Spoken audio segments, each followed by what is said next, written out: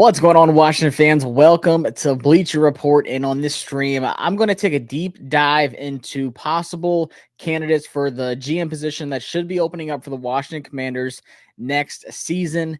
If you've been watching the streams, you know me. I'm Josh Taylor at Josh Taylor FB on social media, and then also on YouTube at JTFB. Always keeping you up to date on everything with the Washington Commanders. And this is going to be one of the biggest off seasons coming up in possibly franchise history. We go through the sale of the team. Snyder's out. Josh Harrison group is here now. Couldn't really do too much with the sale of the team and everything. I hate to say it, but we really knew that this season was going to be kind of like a buffing period. They weren't going to make any coaching changes except, hiring Eric Bieniemy, of course, because they got rid of Scott Turner. We saw that coming. But you want to talk about GMs, head of operations, director of player personnel, those kind of things. They weren't in a position to do that. You can talk about, scouting department. I'll talk about some analytics stuff. I'm going to take a dive into just really who I think are likely candidates for that GM position that will be opening up.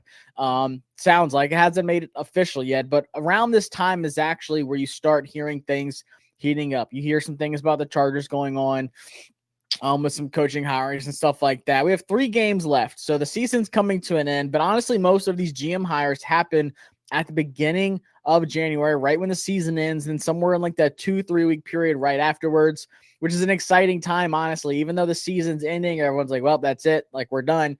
I go to the Senior Bowl. I run into these guys all the time. I talked to Martin Mayhew and Herney last year at the airport a little bit. You see these guys just walking around at the Senior Bowl. So just knowing that we can have some new people there, maybe some new scouting department, maybe Stokes is out as well. What's going on, Chase? Appreciate you joining the chat. There's a lot of exciting things that can come up, and you just never know who you're going to run into in Mobile, Alabama at the Senior Bowl. So this is exciting for me. I love taking a dive into who could possibly be the GM, moving forward. Like I said, Diana Rossini already came out, what was it, last week, saying that it's pretty clear around the league that Ron Rivera is luckily going to be out as head coach as soon as the season ends. And then I think Martin Mayhew's going to go right there with him. I wouldn't be surprised if Herney does the same. Both of those hires didn't make any sense to me, really. You want to talk about, coming over from the Lions, just the track record of both those guys, drafting wise. It's been a while since they've both been successful. I hate to say it. They just kind of were like these head scratchers. And then obviously the last few drafts for us, honestly. Even when we hired Martin Mayhew, I found a tweet earlier saying Washington's waiting till after the draft to hire their GM. It's just Washington's done everything so backwards compared to the league. And I think finally we're going to find that rhythm of just doing things differently. So like I said, I think it could happen within right after, the season ends. I think we're going to see that Martin Mayhew goes, and then you're going to start hearing about these candidates and interviews and such. And these are some top guys that I think are likely candidates that have already interviewed for GM positions, or guys who are just being brought up over and over. And I do want to start by saying that Washington, in my opinion, is the number 1 landing spot for anybody that wants to be a GM. And here's why. Obviously, we have the draft pick, capital, top 5 pick pretty much on lock, 2 seconds, 2 thirds. We've got some foundational pieces. This is something I'm going to talk about. I want whoever is the GM to come in, really evaluate this roster that, I hate to say it, Ron Rivera, Stokes, and Mayhew both have just butchered. That might sound harsh, but honestly, I think this is a really poorly built roster from top to bottom on both sides of the ball at almost every single position. I think the only one you can say that really wasn't, poorly built was maybe the interior defensive line. But then you want to talk about, Fedarian Mathis. I love, Fedarian. Maybe they drafted him too high. There's just a lot of positions that are head scratchers. Going Forbes over Gonzalez last year. The trade back, with Jahan Dotson seemed like it paid off. Maybe they roll with Sam Howell. So there's a couple of good things. But just overall, this has been a bad roster. Jamin Davis over Christian Darrisaw. It's just all things that we as fans watch these draft picks happen. We're like, what's going on? We know what the pick should be, and it never happened for us. So I want someone to come in, just really evaluate this roster. But then we're projected right now, if you go over to over the cap on the internet, take a look at salary cap projections for 2024. Right now, Washington's at number 1 with 81.7 million in cap available for 2024. So it looks like we are projected to have one of, if not the highest salary cap for next season as well. You want to talk about who they're going to re-sign and stuff like that. So there's a lot of just big time roster moves that needs to be made. So keep that in mind. This isn't just, coming in, taking over for somebody. Like, we've got a good roster. Like, no, this is a really bad team. So that's something I really took in consideration. And 3 of these guys have something in common. And then the 4th one I'm going to talk to you about is like a little bit of a different approach. And there's a reason why his name's brought up a lot, though. But I'll start this. I'm going to drop the poll. Who do you want as a GM? These are the 4 guys I am talking about. Maybe you've done your own research. Maybe you've, heard these guys talk about it. And you just know the background that these guys have. But the 4 guys I'm talking about today is Adam Peters, Joe Ortiz, Mike Borgonzi, and Alec Halby. 4, like I said, big-time names that you're going to hear over the next month or so. But in my opinion, this is no bias aside. I think Washington is the number 1 place for these guys to come and just really take over a team. And I think Josh Harris is going to give a lot of control to this GM. Maybe they'll be the ones that pick the head coach, have a lot of sway in that, just building the roster top to bottom, having a new owner, new stadium probably in 27, 28. Just a lot of positive things moving forward. So different organization here, guys. Like, just keep that in mind. These aren't going to be the same people in-house next year. So let's start out with Adam Peters, a guy that you're going to hear a lot. You've heard him many of times. But if you want to build around a team and you want to build off of success, the San Francisco 49ers are the way to do it. So he's the assistant GM right now for the 49ers. Almost went to the Giants in 2022, and he interviewed for their GM position. Probably thankful he didn't.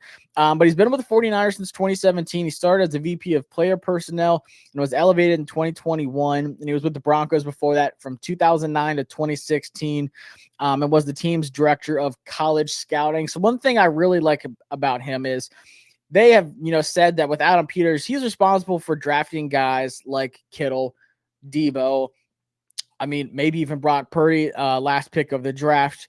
And like I said, with this roster that we have right now, we need this roster to be evaluated. And it's going to be a process. They need to do a lot of homework. It's not even just Sam Howell. It's guys that maybe they don't feel comfortable re-signing next year. Maybe it's guys that they want to trade in the offseason. You never know. But a guy like Adam Peters, who has that experience, not only, with the roster management and stuff like that, but being with the Broncos from 2009, 2016 with director of college scouting, someone who has been there, done that, makes really good draft picks. The 49ers do make some questionable draft picks, maybe getting Moody, high picks, trading up and stuff like that. There's a couple questionable things. But when it comes to drafting good players, the 49ers will draft guys and get the most out of them. So I love that about Adam Peters. And you're right, Chase. He's a winner. And like I said, if you want to look at success, you look at the Chiefs, the 49ers, the Ravens. RK Ross 87 said, until they fire Wright, they can't hire a GM. See, I love Jason Wright. I have no idea what direction they're going to go in. I would be fine with keeping Jason Wright. I don't think Jason Wright's done anything bad, honestly. I think he came into a really bad situation. And you can just tell he is much more relaxed. He's much more comfortable under new ownership. I have no idea which way they'll go on that. But I think Adam Peters is like the number 1 guy that a lot of people are looking at right now. This is a guy you've kind of been waiting for him to come out as GM. Like I said, he almost did it last year. But if, we've been compared to the 49ers for the last few seasons, honestly, like, oh, they're just a quarterback away. They've got a really good defense, blah, blah, blah. Like they're really similar in a lot of ways. But we've gone the opposite way. We have built this roster poorly under Mayhew and Ron Rivera and Peters and Lynch, and them have done a really good job with the 49ers of just creating that winning culture. So obviously Adam Peters is going to be on a lot of teams' radar, probably the number 1 selection. But like I said, having those draft picks, having that salary cap available, just for a guy like Adam Peters to be like, give me that. Give me a top 5 pick all day. I can pick if I want a quarterback, or I can roll with Sam Howell. I have a ton of money to spend. I can be aggressive in free agency. Adam Peters, like, he's probably looking at the situation like, I do not mind that at all. And like I said, I think Washington's going to be a great place for a lot of people. Another name that's come up kind of recently a little bit more is Joe Ortiz. Like I said, the Ravens are another team where they've built off of that success going all the way up, back to like Ozzie Newsome. Shout out to Ozzie, Roll Tide. Just that winning culture, but also drafting players so well. Joe's been one of these names that you've heard a lot lately. He's the director of player personnel right now. The Spider-Man guy is growing on me, says Chase. I agree with you. But with Joe, it's like he's been there for 25 years. So he's been around that culture, like I said, with Ozzie Newsome. just helping build this roster up. This is his 4th year as the director of player personnel, but they've come out and said once again he was the director of college scouting from 2009 to 2018, but he still has his hands in who they draft, who they build this roster around. But drafting guys like Lamar, Mark Andrews, Zay Flowers, Kyle Hamilton, as of recently, Zay Flowers looks like he's going to be like the hit of that draft for the wide receivers. He picked the right one when the teams like the Chargers absolutely didn't. And then guys like Kyle Hamilton having no problem taking him with the position that he did. And then, like I said, finding Mark Andrews, taking that chance on Lamar, getting that figured out, paying Lamar, what he deserved. But having that talent evaluator that really knows how to put together a roster. That's the one thing I think that they are, really similar together with Ortiz and Peters. I think they're probably the 2 best ones in the NFL right now. And honestly, that can be one of the things that Washington needs the most is just rebuilding it. Some people are like, no, like I like our foundation. I think we just need a few pieces here and there. But at the same time, I think that this team really just needs a revamp. Secondary wise is terrible. Defense, I feel like we have some talent, but it's just we aren't getting the most out of them. And the same on the offense. You see guys like Terry regressed a little bit this year. Jahan regressed. Brian Robinson took a step forward, but other than that, it's just like we haven't built this offensive line like we're supposed to. There's just it seems like this team has been set up to fail with picking the wrong guys and spending money on guys like Gates, Wiley, William Jackson III. Like we never signed quality free agents, and that's just been something that we've dealt with for the last few years. So it'd be refreshing to have someone, like I said, we are set up to succeed right now. If we have the right person here, this is the most important hire for this organization, probably like ever. You can talk about, head coach. You can talk about obviously ownership of the team that's taken care of, but finding the right GM to just like the boat is ready to go. We just need to know where to take it and how to get there. And I think Ortiz is going to do a great job. And like I said, I wasn't expecting much out of the season that we just had because I knew everyone was gonna be gone the season coming up. But put Joe Ortiz, honestly, like I would have no problem with him as like the number 1 like option between him and Peters. Like I'm stuck between those. And the next guy, like once again, we'll talk about a winning culture. Mike Borgonzi with the Chiefs, assistant GM. He's been there for a hot minute. Been there for 14 years. He's been a pro scout, director of pro scouting, director of player personnel, director of football operations, and now assistant GM. So he's had his hands on everything with the Chiefs. He's the right-hand man for the GM, Brett Veaches, and he really respects. He talks about him a lot. And just talks about how much Borgonzi really does in that front office and just building that winning culture. Once again, like I said, we haven't had it for a long time. We brought Ron Rivera in here to really reset the culture. And I think that was a really hard job to do. And I think Ron did a pretty good job at that. Obviously, with what we had here at the time, we knew there was only so much you could do until the team was sold and Snyder was no longer around. So we were like, look, guys, now that he's gone, Ron did his job, whatever. We've kind of maxed that out the last 2 years with Ron Rivera. Now we need to move on, but we also need a GM to come in, find the right guy, build the roster up the way it's supposed to. And like I said, with Mayhew, it hasn't been good. These draft picks are questionable. The last 2 drafts, maybe even 3, I'm just like, guys, there's just so many players you missed out on. And I haven't even mentioned Cheeseman. Like you traded up to get Cheeseman over Trey Smith, one of the best linemen. Would have been a great selection for us. Now we're cut Cheeseman, who forgot how to long snap all of a sudden. Just a lot of questionable calls, and it's just going to be refreshing to have somebody new in here. And I really do hope that whoever does come in as GM, because I think that's going to be the first hire, honestly, is getting that GM. I think that's the person who's going to really start that head coaching hunt and really and push that and find the right guy to fit of, this is what I want my team to be built like. This is the moves I want to make. The GM's going to come in here with a draft plan. They know all the free agents available. They know the blueprint of how they want to build this team, and they're going to find the right guy to lead them there. It's not going to just be like, all right, let's just find a head coach and we're going to just figure this out. And we're going to just mesh together. I think each GM has an idea of what coaches they want to get after. I think with Borgonzi, he's seen that, with Eric Bieniemy, interviewing and stuff like that, Nagy taking over and then being with Reed for so long. He's seen that coaching carousel. He's seen that, guys moving on, guys getting elevated and stuff. I think Borgonzi is going to be a really good guy to come in here, and he's had his hands in a lot of things. And it doesn't hurt that you win a couple Super Bowls and you have the best quarterback in the NFL. But you want to talk about also building an offensive line? The Chiefs have done a great job over the last few years. Not even guys like just Creed Humphrey, but having to kind of restart even last season and the last offseason, having to sign some guys, having to make some draft picks. But then also the defense. You've seen a lot of changes on their defense over the last 2 or 3 years. They're super young on defense now, and this is probably the best Chiefs defense we've seen this year. Over the last few years, even the Super Bowl winning teams, this defense is hitting, and Borgonzi is the guy who's building that roster and putting these new guys in place. Really good, valuable late round picks. Like I said, finding a guy like Creed Humphrey is one of the best centers in the NFL, and just building that line. They saw that Super Bowl when Pat Mahomes was just getting beat up, and Borgonzi was like, look, we need to build this thing right. Yes, you could talk about the Tyreek Hill trade. Maybe it was questionable, but it seems like that they knew what they were doing. Tyreek's one of the best in the NFL. Obviously, they wish they had some better wide receivers right now. But outside of that, I think Borgonzi's done a really good job of just building that roster and helping Patrick Mahomes get the most out of his team. And, I mean, Patrick Mahomes has never played a away game in his playoff career, which is insane. So any kind of winning culture, bring it here. We need it. And then the fourth guy I'm going to talk about, like I said, this guy was a little bit different than these first three. So you want to talk about Peters, Ortiz, and Borgonzi. These are guys who really built rosters. Like I said, scouting guys, just kind of in the dirt with, player personnel, player growth, development, and, building and scouting and drafting. But this guy here, Alec Halby, is a guy you're going to hear a lot of.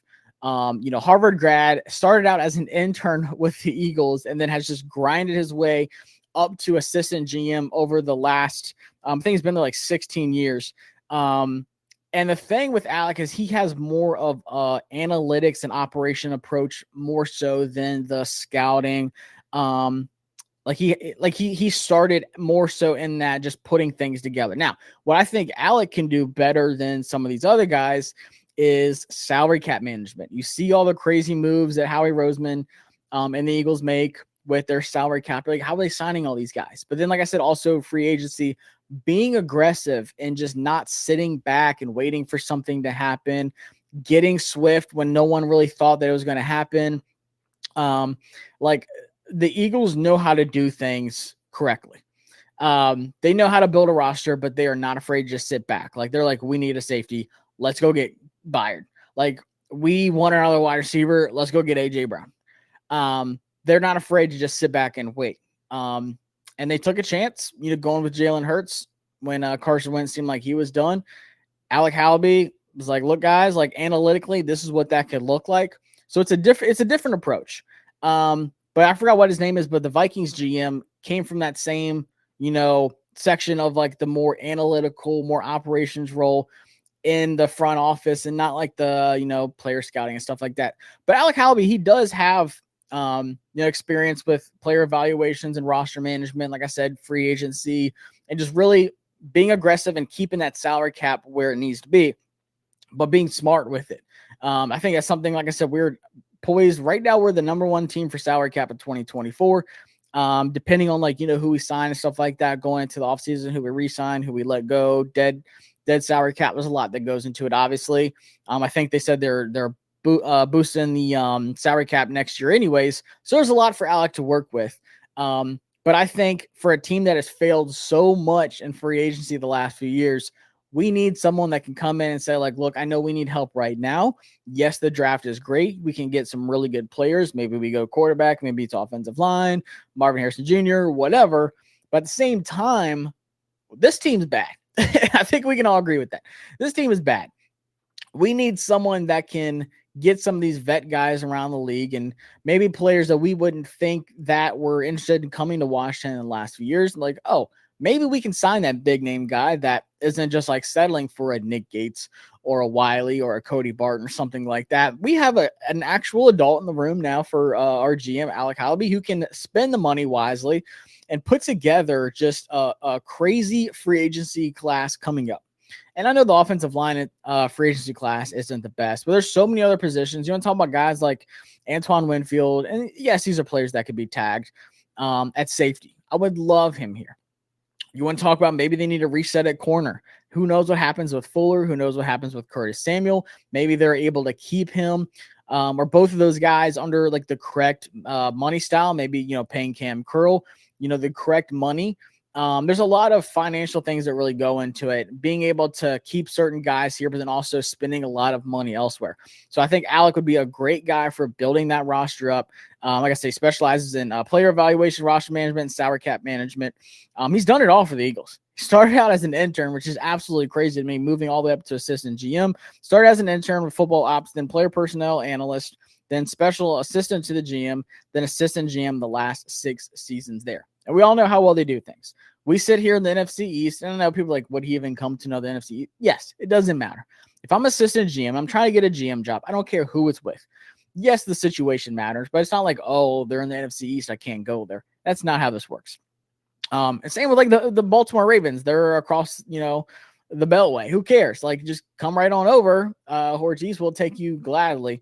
But with the situation that we have here, I think Alec would have no problem coming here. That's something I've heard people say is like, oh, Josh, I don't know, like the Eagles and with Washington, I don't think he'd want to come here.